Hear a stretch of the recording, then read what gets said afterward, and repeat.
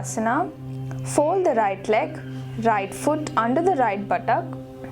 Fold the left leg, left foot under the left buttock.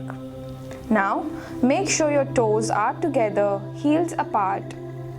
Sit in between your heels and palms facing up to the ceiling. Make sure your heels are apart and not together. And also make sure the knees are not apart. Keep them together.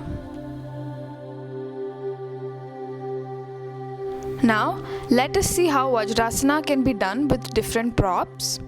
First one, if the lower back is not strong and feels hard on the feet, then placing a cushion on the feet and sitting on the cushion will give proper support. Second one, if the knees are hurting, then place a blanket under the knees.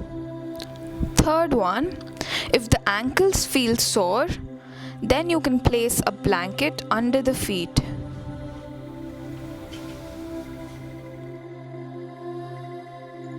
Now let us look at the benefits. Vajrasana ensures blood circulation throughout the body.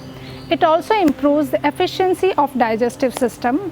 It is the best pose for people who are suffering from sciatica. It also relieves hyperacidity and peptic ulcer.